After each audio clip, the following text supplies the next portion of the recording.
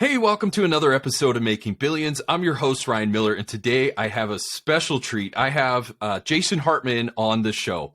Jason Hartman is the founder and CEO of Empowered Investor and Real Estate Tools. They specialize in real estate investments, education, and wealth generation.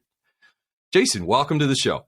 Hey, Ryan, thanks for having me. And I'm looking forward to digging in and talking to your audience about how they can benefit from what I call the double inflation arbitrage.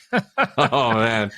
Now, this is a treat, everybody. So if you haven't heard of Jason Hartman, jasonhartman.com, Jason has been doing a lot of work in this area for a very long time.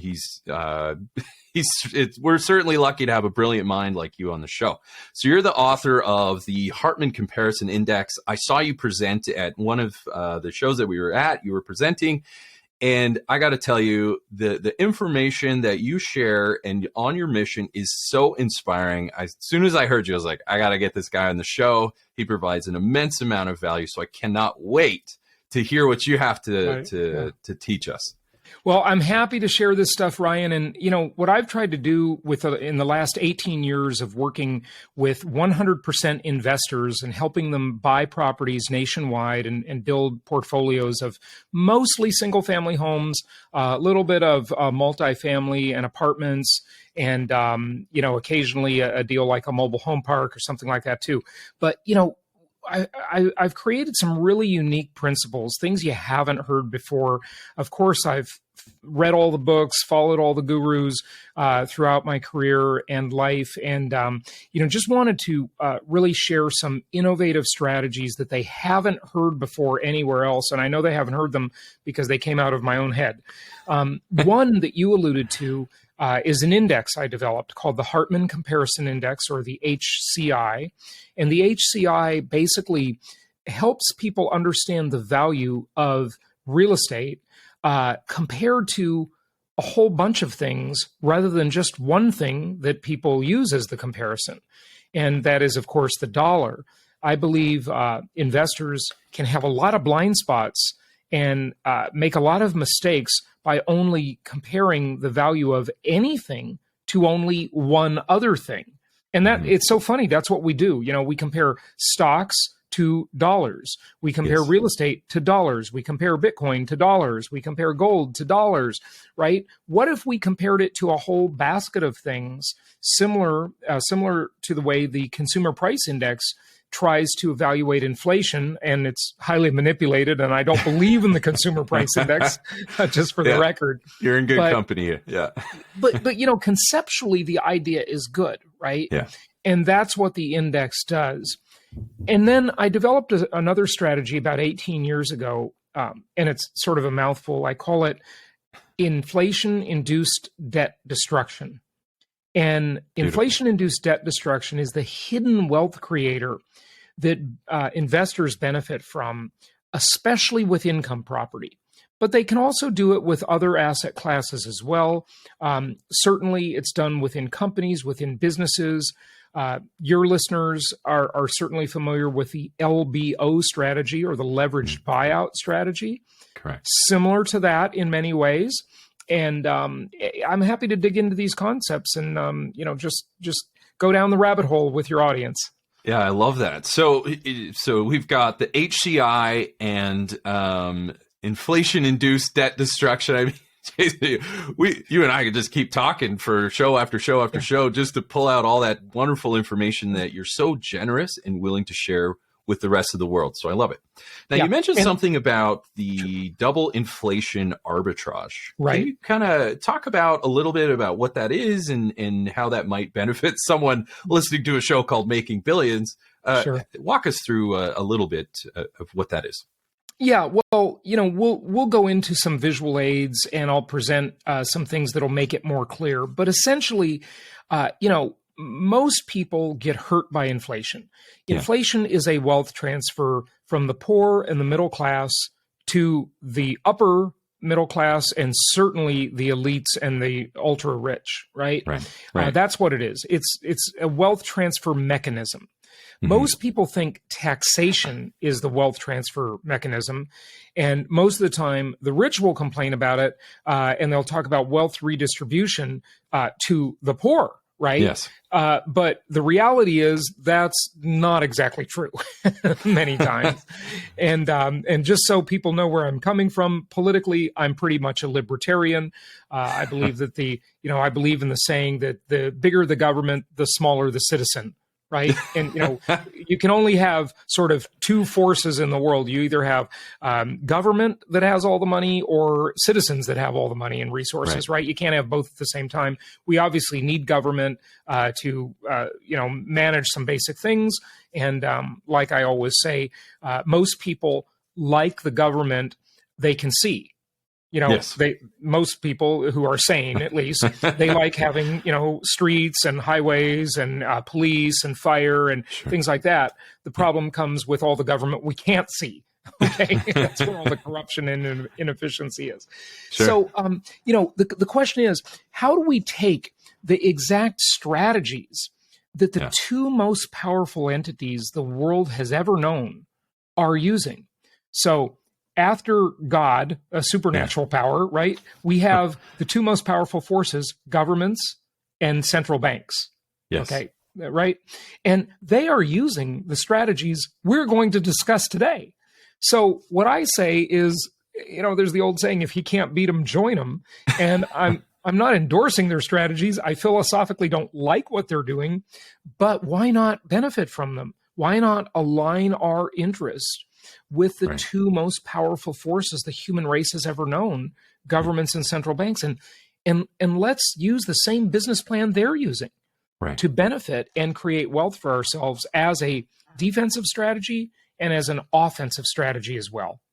I love that. So, given the defense and offense that we can align with, as well as governments, to your point, kind of a funny story or situation. I have nephews who are in their early 20s, and they're always like, "Uncle, how do I make money? I hear your podcast." And I said, "Really? I mean, there's many ways, but if you really want to think about it properly," and I think this is what you're saying, Jason, is to say, learn the inflation game, right? Align yourself with these two powers. Learn the inflation game, because this by itself can almost put you on autopilot to ensure that you don't get left behind. In other words, when they ask, poverty and all these things, which poverty really bothers me. I'm anti-poverty. And we say, look, man, if you really want to get going in your early 20s, learn to align yourself with inflation. Inflation allows people who have inflationary assets to continue to move forward with the economy, participate in the economy. Those who are spending money on video games and everything that they're into, that's deflationary. And it can leave you behind, and almost so far behind, because that gap is getting wider. And so the information that you're sharing is kind of exposing what that gap is, the strategies that are out there, and how to align so that you no longer have to worry about poverty, but you can start to move up that socioeconomic ladder. Totally put words in your mouth. But these are one of those things that, to people starting out, learning the inflation game and learning it from you, I think is one of the best things to get started in making billions. Yeah. And really, anybody listening can do this. This is not a strategy. It's definitely a strategy employed by the elite class, but anybody listening, I bet, can take advantage of these strategies. And so let's kind of dive into it. And first thing we have to understand is that we have to understand that the U.S. government, being the largest economy in the world, and really every government around the world, has a big, big problem. And that is, they have this debt. They have basically used the government coffers to buy votes over the years. And it's like Ronald Reagan said years ago. He said, to say that the government spends money like a drunken sailor is an insult to drunken sailors. Okay. How dare you? Yeah. So knowing that, the government has got themselves into a corner. And the unholy alliance between governments and central banks, of course, our Federal Reserve is a private company, Right. and they're like this, though. It's this pseudo governmental agency, basically, right? And they have a choice, right, in how to respond to the corner they've backed themselves into. Mm-hmm. And so let's kind of go over that a little bit. I'm going to share my screen and just show a few visuals. And for those listening on audio only, we'll try and just kind of explain these so you can follow along. But it's no secret that since the founding of the Federal Reserve in the early 1900s, the dollar has lost most of its value. A dollar today is worth about 2 or 3 cents compared to what it was 100 years ago. Okay. Wow. And this is largely because of government spending. They've basically inflated away the value of the currency. And throughout history, there is no example of any fiat currency, and fiat, now people understand the definition of that word. Thanks to Bitcoin, these ideas have spread a bit, regardless of what you think about Bitcoin. And, I'm not like some huge proponent. I think it's okay. I'd love to see it succeed. I'm not sure it will. But a lot of people have become aware of the massive scam that is just impoverishing most of the human race and transferring their wealth to the elites. And so that's a good thing, right? That people have become aware of that. And fiat, that word simply means by authority or by decree. So all currencies on earth are basically fiat currencies. In other words, it has value because the government says it has value. But unfortunately, you can't outdo the laws of physics, right? Right. If you say you don't believe in gravity and you jump off a building, gravity's going to just prove you wrong every single time, right?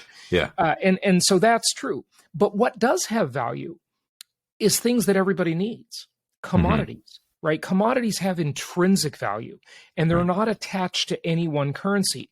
So that's one of the reasons I created the HCI, the Hartman Comparison Index, is because people inherently know that lumber, concrete, steel, copper wire, coffee, food products, wheat, oil, these things have intrinsic value. It doesn't matter what currency you try and denominate it in, or how much you say it cost in dollars or yen or rubles or euros or pesos. The value is the value. It's intrinsic, right? Everybody needs these things, and they have certain value, right? So the dollar has been massively debased, and that's why I created the Hartman Comparison Index, to help people understand that. And we're not going to have time to go into the index today, but for more information, just check it out at jasonhartman.com, and you'll get on our email list, and we'll send you info on that. We'll put the links to that in the description below for those of you listening or watching on YouTube. We'll include that contact information for everybody to reach out and get a hold of you and kind of learn a little bit more from you. So yeah, that's great. And then, on my podcast, The Creating Wealth Show, or on YouTube, you can find this information too. Phenomenal show. Yeah, absolutely. Yeah. And so this inflation-induced debt destruction strategy is the kind of the killer app, if you will. It's the hidden wealth creator in income property, but also it can be done in companies as well, in a business to a lesser extent most of the time, but the strategy still applies. So let's kind of dive into it. Sure. I remember I was talking with someone several months ago about how I'm getting a little worried about my own portfolio because I'm long on everything. Yeah. I'm long cryptocurrencies, I'm long gold, I'm long silver, I'm long the stock market, I'm long real estate. Yeah. And I kind of realized in that conversation, you know what? But I am massively short on one thing, the dollar. Okay. Perfect. And that trade, regardless of what any indexes say, like the dollar index, the DXY, has been a great trade. Yeah. See, the dollar index compares the dollar to other currencies, but so what? That's not the right comparison. The right comparison is comparing the dollar to actual goods and commodities that have intrinsic value that everybody in the world needs. Right. So shorting the dollar has been a great strategy for me and for tens of millions of people in America, and maybe a billion around the world. I obviously don't know the exact number, but some lots of people do this to one extent or another. Sure. But those who do it in a big way benefit in a big way. So that's the strategy. Now, look, the people in power spend money like drunken sailors. Whether it be Joe Biden and Janet Yellen, or even the prior administration, which I liked better, but still, they all are big spenders. Okay. Right. And this puts the government in a big problem. Now, when I say the government, I'm mostly referring to the U.S. government, but this is true of really every government around the world. Okay. Right.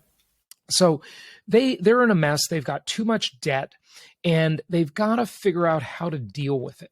So I've identified 6 ways the government can deal with this. Number one, they can say, look, we've made all these promises, and we're sorry, we can't keep the promises anymore. So whether it be Medicare, Medicaid, Social Security, Section 8 housing assistance, disability payments, or your employment as a government employee, or subsidies to farms and agriculture and endowment for the arts and whatever, right? All these promises the government has made, it will simply have the option to say, sorry, we have to default on the promise and institute austerity measures. And Greece had to do this. Many other countries have had to do it to a lesser degree than Greece, whether it be the United Kingdom or Spain or Portugal or whatever. There's just a million examples of it. But this is very politically unpopular. And it tends to get the people to get out their pitchforks and riot in the streets. Yeah. And it doesn't work very well. Default is a really bad option. Okay. Right. So the next option is raise taxes, right? We could simply say, look, we're sorry, we've overspent. We got a mess here. We need more revenue to pay for these promises we've made, to pay the national debt, the annual deficit, and to keep promises into the future in terms of unfunded mandates and unfunded entitlements. Right. But the problem is that the math simply doesn't work. You can't raise taxes enough to pay for the problem. The problem has become so enormous that there's simply no way to do it. Okay. If you taxed everybody at 150%, it wouldn't be enough to solve the problem. Oh my goodness. Feels like it sometimes, but yeah. I mean, look at the government overspends by trillions of dollars every year. Right. And the tax revenue is only about $4 trillion a year. Okay. Yeah. In an economy that is just over $20 trillion. And unfunded entitlements into the future totaling anywhere between $80 and $220 trillion. Jeez. There is simply no way to raise taxes to solve the problem. Yeah. And even if that could be done, people will simply stop working. This is what we see in the former Soviet Union or any socialist or communist country. Everybody just suddenly gets lazy when the money's not going to them, when it's going to the government, right? Sure. So that's not going to work. We could have a yard sale. The U.S. has lots of assets. It could sell them off, right? Years ago, we heard the news story of selling the ports to Dubai. That didn't happen, but it was pondered. We sell military equipment to high-tech military equipment to countries we probably really shouldn't sell it to that become our enemies 2 decades later. We've seen that over and over again. The Bureau of Land Management sells off land to developers, right? Toll roads are owned by Chinese companies, American toll roads. So, there's all kinds of things we could do in that sense, selling off assets. Okay. Right. Another thing we could do is we could use the U.S. military to steal assets from other countries. Right. And certainly the U.S. has been accused of this. It doesn't really do it in a significant way. But if you think about this, it may sound terribly evil, but just wake up. That's the history of the entire world, right? Yep. Napoleon, maybe the most famous military general ever, was nothing more than a thief with an army, okay? I mean, he would literally say, this country has, all this gold and all this art, let's just go in and steal it, use the military to do it, right? That's the history of the world. That's the way the map was made, right? Wow. Here's a positive solution. Those are all negative so far. Not the most popular. No, Yeah. not, but realistic nonetheless. Sure. Yep. You got it. Technological innovation. Yeah. If there is some big innovation that is maybe America-centric, or maybe it's just a global thing, whether it be biotechnology, energy technology, nanotechnology, whatever it is, right? And your company's investing in some of this stuff, which is great. Yeah. But if there's some big innovation that makes life better and reduces the cost of living, I mean, that's what technology does, right? Technology makes things cheaper and better. Right. And what we have going on in the world is we have this war where, I mean, look at it like a boxing match, for example, right? So you have a fight, and the announcer says, in one corner, we have bad monetary and fiscal policy, spend, spend, spend, print, print, print, inflate, inflate, inflate. Yeah. In one corner, we have that.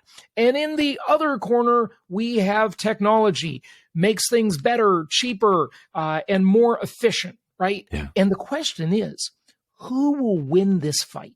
Right. Will it be bad fiscal and monetary policy that causes inflation and transfers wealth and debases the value of the dollar, the yen, the euro, the peso, any currency on earth, right?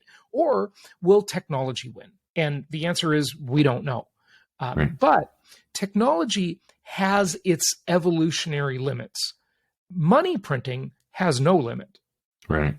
It can all be, you know, if the government and the central bank wanted to, tomorrow they could just create $100 trillion out of thin air. Yes. Okay. But technology has to evolve as people discover one thing, one innovation leads to another, and so forth, right? So we don't know. But I would place my bet on bad fiscal and monetary policy winning overall. Yeah. Okay. Yeah. And that leads me to the last point. Yeah. The most likely strategy, and the strategy that's been used for many, many, many years, is to simply inflate their way out of the debt. Yeah. Inflate their way out of the problem. And that strategy is actually a good business plan for governments and central banks. And it's the one they've been using, and it's the same one that we should take advantage of as investors. Okay. So thoughts or questions on those? I've been rambling a bit, so I just that's absolutely brilliant, Jason. So in inflating the currency, and I'm sure you'll get into exactly how that phenomenon happens. But walking through inflation and how to get on the right side, and how that some people are on the wrong side of that. I would love to hear your opinion, your thoughts on how inflation happens. Sure. And then more importantly, how do you get on the right side of that trade or the wrong side of that trade? Get on the right side of it. Okay, so let's get excited about this bad monetary policy for a minute. Sure. And to do that, we've got to understand how inflation really works. And some people might dismiss some of this and say, well, this is kind of obvious. It's really not that obvious. There's a lot of nuance to these things, okay? And that's where the money is made, in the nuance, okay? Mm-hmm. But understand that inflation, to understand it, we need to distinguish between real and nominal. Okay. Nominal, right. That word simply means in name only, right? What is the name of something? So if I held up a $100 bill and I said, Ryan, what is this called? You'd say it's a $100 bill. And you'd say that today. And if I held it up 30 years ago and said, what is it called? You'd say the same thing. It's the same name, right. But the value has declined dramatically. Right here in my hand are Zimbabwe dollars. Okay. One of my podcast listeners sent these to me years ago, and these Zimbabwe dollars are amazing because this is a $50 trillion note, Zimbabwe dollars. Here's 20 trillion. Here is 100 trillion Zimbabwe dollars. You know, one Zimbabwe dollar used to actually be worth something. Yeah. And now it's worth nothing at all because they have printed so much of it into existence that the value has just declined. So the difference between real and nominal, the difference between price and value, and we have to understand that inflation is this insidious hidden tax. It's a hidden tax. It's a pickpocket. It's a liar. It's a thief that destroys purchasing power of most people, right? It destroys their purchasing power. It destroys the value of savings, of stocks, of bonds, and even equity in real estate. Yeah. Now, I'm talking today mostly about how real estate is the great inflation wealth creator, Right. and it is. But equity in real estate is not the same as real estate, okay? Yes. Yes. It's different, okay? Yeah. But thankfully, it destroys the value of debt. Yes. And debt, as I like to say, is my favorite four-letter word. Okay. Inflation is the most powerful method of wealth redistribution. It's not taxation. Taxation is far too obvious. Inflation is more subtle, and it is more powerful in terms of a way to redistribute wealth. Inflation redistributes wealth from lenders to borrowers, because the borrowers pay the money back to the lenders in cheaper dollars over time. And it also redistributes wealth from old people to young people. Why is that? Mostly old people, hopefully at least, have assets. They have what I have above: savings, stocks, bonds, and equity in real estate. And young people have the other thing, debt.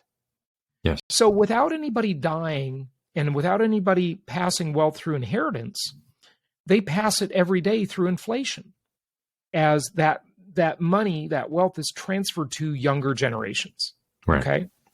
So that happens. So in 1972, I like to share a real world example that happened to tens of millions of people in the United States. Okay. So say, for example, someone bought a house in 1972. The house price back then was about $18,000. Okay. I mean, depends what number you look at. Is it a new home? Is it a resale home? Sure. Different surveys survey a different amount, but let's call it $18,000. They put 20% down, meaning they got a mortgage for roughly $14,000. Okay. And in 1972, $1 was worth $1.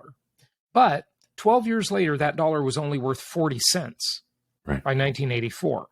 Now, they borrowed this money at 7.37%, which was the interest rate in 1972. Okay. Yep. And by 2001, when they're getting ready to pay that mortgage off, that dollar, by the way, I got a leaf blower outside. And by the way, Ryan, I'll just say, this is the biggest problem facing humanity.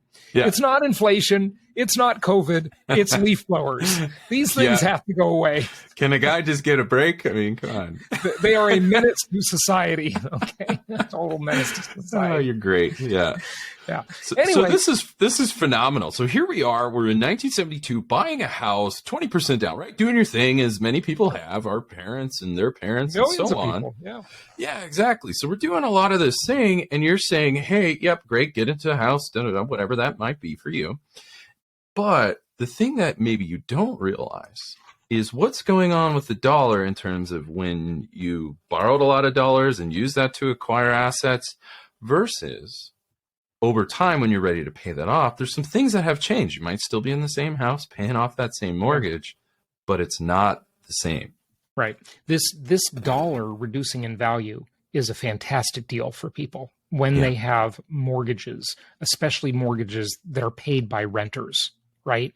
This is part of the double inflation arbitrage, right?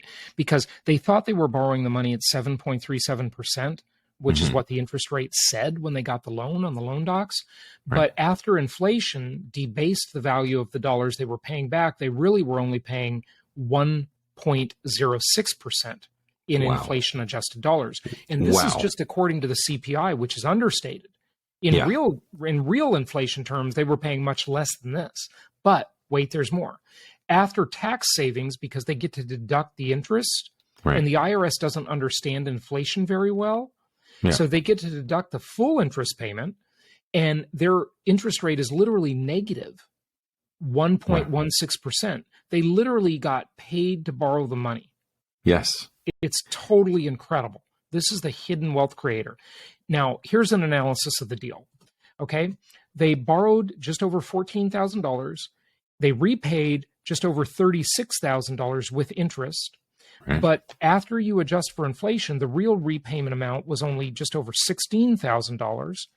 Their effective interest rate on the papers said 7.37%. Their real interest rate was 1.06, and then they got a tax deduction on the interest, making the real repayment only $12,655, less than they borrowed. Compared to 36,000, right? So well, what a 36,000 they repaid, but they borrowed 14,000. Okay, so the change between the two, yeah, of course. Yeah. So they had a negative interest rate in real terms of 1.16%. They got paid to borrow the money. Right. This is the hidden wealth creator. And, here's a table showing each year of inflation and exactly how that worked and that analysis at the end. Okay. Right. But this is the phenomenal way to benefit from inflation. And look, nothing is for sure except death and taxes. Okay. Right. Right. Those are the only things guaranteed. But I would bet everything that the future long term is inflationary. Yes. Because of those 6 things that I shared, right? Right. The governments and the central banks around the world have to inflate. They literally have no other choice. Okay. That is their solution. It is their business plan. And we should align our interests with these 2 most powerful forces the human race has ever known. Yes. The best way we can do that is through income property. Yeah. The second best way we can do that is through a business where we can raise money and pay it back either in equity or bonds. And really, it's the leveraged buyout strategy. Okay. Right. Now, what is a leveraged buyout? Really, let's analyze that for a moment. It became very popular in the 80s. We all heard of these, Wall Street icons like T. Boone Pickens, Carl Icahn, Ivan Boesky, et cetera, right? They loved LBOs because with an LBO, a leveraged buyout, what they would do is they would find a company to acquire. They would load it up with massive amounts of debt, and they would use that company's cash flow to repay the debt. Boy, that sounds just like buying a rental property to me. That's exactly what it is. You use 80% of the bank's money. You tell the tenant to pay the mortgage for you, right? You don't pay it yourself. And then you basically cut up the parts. That's what the leveraged buyout people did a lot of times, the corporate raiders. They cut up the parts, those assets, and sell them off to also repay the debt. And they'd basically have a free company. Yeah. And that's exactly what you do with property, right? You refinance the property over time. You get all of your investment back, yet you still own the asset. Right. It's a phenomenal deal. It's a brilliant business model. It's got really unique multidimensional characteristics. And that's why I absolutely love income property. Thank you so much. And you mentioned early on, and I just wanted to connect the dots here. So early on, you said, I'm long on this, your whole portfolio. For a minute there, you're having heart palpitations. And then you said, well, wait a minute, there's one thing I'm not long on, and that is the dollar. And so to kind of round out this thought, Jason, if I could jump in, is to say, great, yeah, you got these long-term assets like real estate, but we talk about you're short the dollar. And essentially what I'm hearing is, and I wanted to highlight that for our guests, is saying, how do you short the dollar is just meaning you make money on something losing value, which to you is the dollar. So how we do that is you take out debt, but that debt, right, in context of your LBO, you take out that debt and acquire inflationary assets. And then that is how you short the dollar. Don't take out debt and go buy, some handbag or anything. These are use debt to buy assets that appreciate under inflation. Right. And that whole phenomenon, even though the asset you bought is long, but oddly though, some of those handbags are investments, believe it or not. Yeah. Fair point. Yeah, bad analogy, but right. But look, by and large, you've got to to make the deal really safe and conservative. I'm a very conservative investor. Okay. Yeah. You've got to find a way to delegate the responsibility of the debt to somebody else. So in the LBO example, they delegate it back to the company they acquired, right? Mm-hmm. In the property example, you delegate the debt responsibility to the tenant. And you ask them to pay you a little extra every month called positive cash flow. Yes. Imagine that. And then I teach another strategy. If you want to hear more about these, just look at my YouTube channel. So far as I'm not deplatformed yet, or my podcast, haven't kicked you out or my website, and because these are heretical strategies. They don't want you to know. Okay. Yeah. So you can learn a lot more about these. Just go to my website, jasonhartman.com, and get more. But this other strategy is called refi till you die. Yeah. And I give examples of how, millions of people have used this strategy, and our clients use this strategy, and how they really use leverage properly and prudently on these properties. Okay. Right. Yeah. I love that. And so, focusing on that, so the use of the dollar, we said, you know what, best to know how the dollar works, align yourself with the government, central banks, which is, my words, not yours, the shadow government of Right. power, and how they drive the economy forward. And out of those 6 principles, really 2 are the Hail Mary, so to speak: technology. They'll institute all of those at the same time, Yeah. but it's just the degree to which they institute one or the other. That's the important thing to know. I absolutely love that. Okay. So is there anything else that you would like to add? We're just starting to wrap up. So anything else, Jason, that you would like to add? No, really, Ryan, just buy properties. It's the most historically proven asset class in the entire world. Buy good income properties that make sense. We teach people how to do that. We provide a referral network where they can buy properties nationwide. We have investors from all over the world. My podcast has listeners in 189 countries. And so we have investors from all over the world, but especially in the US, that are just building these beautiful portfolios of properties. Yeah. Yes. If you have a good business, that's great, but use the income from that business to create long-term, very stable, sustainable wealth with income property. That's what we recommend. And, I've got tons of free resources, podcast, YouTube, jasonhartman.com. You're everywhere. Yeah, that's Get great. on our mailing list, and we'll be glad to help you do this. Okay. I love that. So having someone with such a brilliant mind as yourself, and very generous in providing the knowledge and helping people to move forward in creating wealth. So we'll include all those links so that people can find all of your content. Absolutely fully endorse everything that Jason Hartman has to say. This is definitely a guy that everybody should follow. Well, that's enough for me, everybody. Thanks so much for tuning in with me and Jason Hartman on Making Billions. So learn the LBO strategy, invest in income properties, and you too will be well on your way in making billions.